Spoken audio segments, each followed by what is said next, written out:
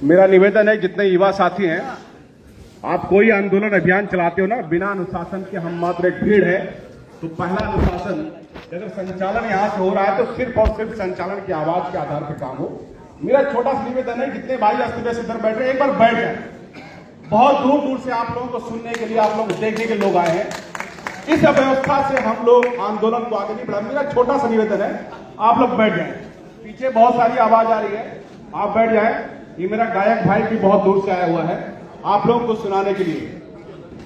तो मेरा निवेदन है कि मात्र आने वाले 2 घंटे के लिए, 1.5 घंटे के लिए आप सिर्फ अनुशासित हो जाइए। मात्र 1.5 घंटे का निवेदन है।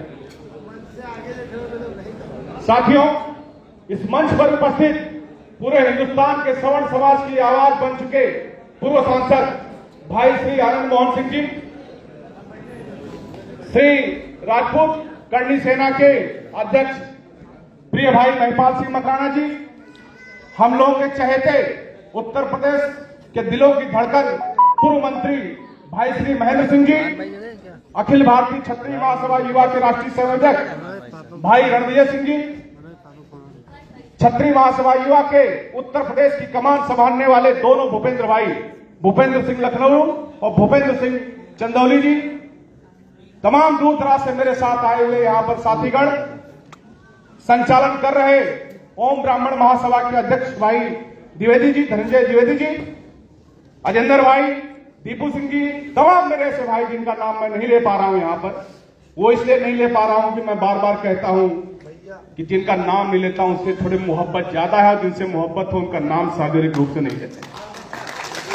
तो जिनका नाम नहीं लिया है, समझ लीजिए कि वो हमारे दिलों में बैठे हुए हैं। आप लोगों ने मुझे आमंत्रित किया यहां पर सवर्ण महासम्मेलन को संबोधित करने के लिए। भाई विकास सिंह जी ने, अजय जी ने, मैंने कहा मैं बिल्कुल आऊंगा। हिंदुस्तान के किसी भी कोने में अगर मेरी आवाज की जरूरत पड़ेगी तो मैं अपनी आवाज आप लोगों को सुनाने और अपनी जान की बाजी लगाने आप लोगों के बीच में रहूंगा।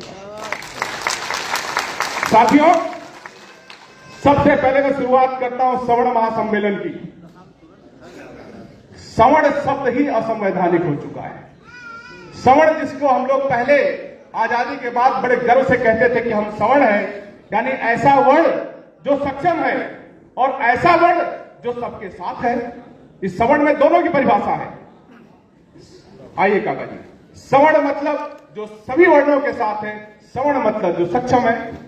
लेकिन हुक्मरानों को पसंद नहीं आया कि आप लोगों को इतना मान सम्मान कैसे मिल रहा है। सोचिए, आप लोगों के खिलाफ कितनी बड़ी साजिश हो रही है कि संविधान में आपको छोटा सा एक सम्मान दिया गया था सवर्ण शब्द से, उसको खत्म कर दिया, उसको छीन लिया गया और आप सवर्ण से क्या हो गए? सामान्य। अब आप अपने आप को सवर्ण कहिए, चाहे कोई भी वर्ण कहिए, अब आप लोग सामान्य की श्रेणी में है। एक सामान्य नागरिक की तरह आप लोगों की गिनती है। कभी सोचा आप लोगों ने इस शब्द के बारे में? और इस कुंठित मानसिकता के बारे में कभी सोचा आप लोगों ने कि सवर्ण से सामान्य करने की क्या मजबूरी थी हुक्मरानों की? ऐसी क्या मजबूरी आ गई कि हमारे पूर्वजों के बलिदान को खत्म कर दिया गया और हम लोगों को सवर्ण से सामान्य कर दिया गया? अगर इनका बस चले तो सारे सवर्णों को उठा के देश से बाहर कर दे, क्योंकि वैसे भी अब आप यहां के मूल निवासी तो रह नहीं गए। एक नया नारा चला है कि देश में वही रहेगा जो यहां का मूल निवासी है, और मूल निवासी की परिभाषा में बहुत सारे लोग बाहर हो जाएंगे। तो हम लोग जितने लोग यहां पर उपस्थित हैं, उन सब लोगों को इस बात के लिए प्रतिबद्ध होना पड़ेगा कि बिना अनुशासन की लंबी लड़ाई है, ये लंबी लड़ाई है और ये आने वाले सदियों तक चलेगी। आप लड़ रहे हो सकता है आपके बच्चों को लड़नी पड़े अगर अनुशासित नहीं रहे तो, क्योंकि परिणाम तो आएगा नहीं। हमारे भाई को गोली मार दी गई, हम लोगों ने पूरे देश में आंदोलन किया, किसी संगठन की पृष्ठभूमि से हटकर, किसी समाज की पृष्ठभूमि से हटकर हम लोगों ने पूरे देश में आंदोलन किया, लेकिन मात्र 10 दिन के अंदर हुए और वो आज धीरे धीरे थमती नजर आ रही है। बंद करिए शोक सभा करना, क्योंकि वीरों की मौत पर शोक सभा नहीं, शौर्य सभा होनी चाहिए।